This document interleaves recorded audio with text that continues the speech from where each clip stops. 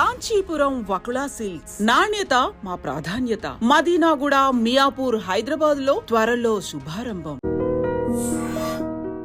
ఒడిశాలో అరుదైన అద్భుతమైన దృశ్యం ఆవిష్కృతమైంది. గంజాంలోని ఋషికొల్య నది ముఖద్వారం వద్ద 7 లక్షల తాబేళ్లు ఒకేసారి కనిపిస్తూ ఉండటం ఒక రకంగా ప్రతి ఒక్కరిని ఆశ్చర్యానికి గురి చేస్తోంది. ఈ తాబేళ్లకు సంబంధించిన వీడియోలు కూడా సోషల్ మీడియాలో తెగ వైరల్ అవుతున్నాయి.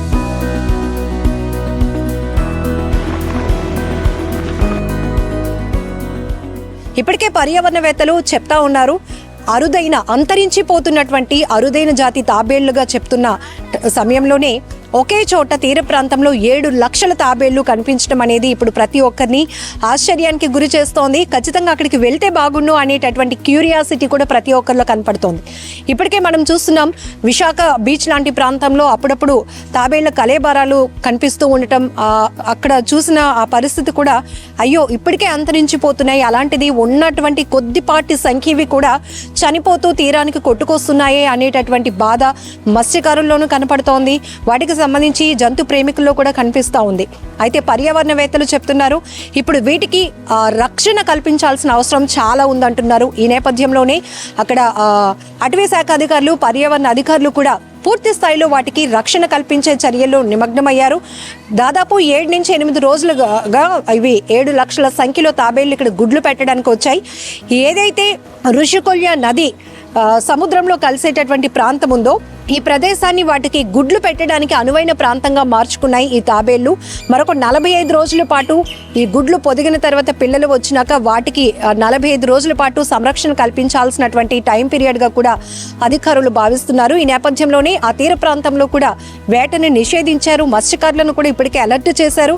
అలానే ఒడిశా అనేటప్పటికీ టూరిజం ప్లేస్ కాబట్టి, బాగా పాపులర్ కాబట్టి టూరిస్టులు కూడా అటువైపు వెళ్లే అవకాశం లేకుండా, తాబేళ్లను డిస్టర్బ్ చేసేటటువంటి పరిస్థితి లేకుండా పూర్తి స్థాయిగా కంచెగా ఒక ప్రొటెక్షన్ వాల్ లాగా ఏర్పాటు చేయడం కూడా జరిగింది. ఇప్పటికే మెరైన్ అండ్ బీచ్ అధికారులు కూడా పూర్తి స్థాయిలో వాటిని రక్షణ కల్పించడానికి కంచె దగ్గర వాళ్ళు పూర్తి స్థాయి సెక్యూరిటీ కూడా కల్పిస్తూ ఉన్నారని చెప్పొచ్చు. మరొక వైపు పర్యావరణవేత్తలు వాతావరణంలో చోటు చేసుకుంటున్న మార్పులు చాలా ఆందోళనకరంగా ఉన్నాయి. దాంతోపాటు అంతరించిపోతున్నటువంటి అరుదైన జాతుల్లో ఈ ఆలివ్ రిడ్లే తాబేళ్లు కూడా ఉన్నాయని చెప్తా ఉన్న నేపథ్యంలోనే ఇప్పుడు ఒడిశాలో ఉన్నటువంటి ఋషికొల్య నదీ తీర ప్రాంత సమీపంలో ఈ తాబేళ్లు 7 లక్షల సంఖ్యలో కనిపించడం, ఇవి ఒకే చోట తమ అనువైన ప్రదేశంగా అవి గుర్తించి తీరానికి రావటం అనేది ఇప్పుడు చాలా ఇంట్రెస్టింగ్ టాపిక్గా మారిందని కూడా చెప్పొచ్చు. పూర్తి స్థాయిలో మనం కూడా అంతరించిపోతున్నటువంటి పరిస్థితిలో ఉన్న వాటిని సంరక్షించుకోవాల్సిన బాధ్యత మనపై కూడా ఉంది. ఎందుకంటే ఆలివ్ రిడ్లే అనే ఈ తాబేళ్లు ప్రకృతిలో జరుగుతున్నటువంటి, పర్యావరణంలో జరుగుతున్నటువంటి మార్పులను కూడా గుర్తిస్తాయట. దాంతోపాటు తుఫాన్ లాంటివి వచ్చినప్పుడు సముద్ర వాతావరణానికి సంబంధించి మార్పులు కూడా అవి గమనిస్తాయి. దానికి తుఫాన్లు వచ్చే ముందు ఈ తాబేళ్లు కనిపిస్తాయి అనే సంకేతాలు కూడా ఉంటాయి అనేది కూడా చర్చ నడుస్తోంది. ఏదేమైనప్పటికీ కూడా 7 లక్షలు అంటే ఈ 7 లక్షలు అతి పెద్ద సంఖ్యలో ఈ ఆలివ్ రిడ్లే తాబేళ్లను ఒకే తీర ప్రాంతంలో చూడటం అనేది ఒక్కొక్కరు ఒక్కొక్క విధంగా వర్ణిస్తున్నారు. కొంతమంది అయితే యుద్ధానికి సిద్ధమవుతున్నటువంటి సైనిక దళం ఎలా అయితే చొచ్చుకొని ముందుకు వస్తూ ఉంటే చూడటానికి రోమాలు నిక్కపొడిచేలా ఉంటాయో అదే స్థాయిలో ఇవన్నీ కూడా ఒక డిసిప్లిన్గా, ఒక క్రమశిక్షణగా కనిపిస్తూ ఉండటం, తీర ప్రాంతంలో ఏదో ఒక తెరచాప పరిచినటువంటి ఆకృతిలో ఇవన్నీ కూడా చూడటానికి చాలా చూడముచ్చటగా కనపడుతున్నాయి. అలాగనే అంతరించిపోతున్న పరిస్థితిలో ఉన్నటువంటి సమయంలో ఇలా తీర ప్రాంతానికి ఇన్ని సంఖ్యలో, అంటే అతి పెద్ద సంఖ్యలో 7 లక్షల వరకు తాబేళ్లు ఒకే చోట గుడ్లు పెట్టడానికి రావటం అనేది కూడా చాలా అద్భుతమైన దృశ్యం అని చెప్పుకోవచ్చు. సో ఇప్పుడైతే మాత్రం సోషల్ మీడియా వేదికగా వైరల్ అవుతున్న ఈ వీడియోస్ తాబేళ్లకు సంబంధించి చాలా ఇంట్రెస్టింగ్గా మారింది. మరొక వైపు పర్యావరణవేత్తలు పూర్తి స్థాయిలో వీటిపైన అధ్యయనం కూడా మొదలు పెట్టారు.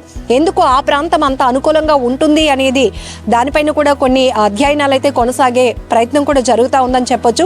ఏదేమైనా మన పైన కూడా చాలా బాధ్యత ఉంటుంది. వాటిని ఏదో చెదరగొట్టాలంటే వాటికి హాని చేయాలి అనే ఆలోచన కాకుండా అవి ఏవైతే తమకు అనుకూలంగా ఉన్న ప్రదేశాన్ని గుర్తించి గుడ్లు పెట్టడానికి వచ్చాయో పిల్లల్ని పొదిగి అవి పైకి మళ్ళీ సముద్రం లోపలికి వెళ్ళే వరకు వాటిని డిస్టర్బ్ చేయకుండా ఉండాల్సిన బాధ్యత కూడా మనపై ఉంది.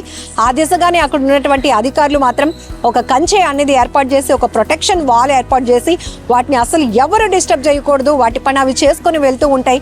వాటిని మనం కాపాడుకోవాల్సిన బాధ్యత ఉంది, అంతరించిపోకుండా పరిరక్షించుకోవాల్సిన బాధ్యత మనపై ఉందని కూడా అధికారులు కూడా ప్రతి ఒక్కరికి తెలియజెప్పే ప్రయత్నం చేస్తున్నారు.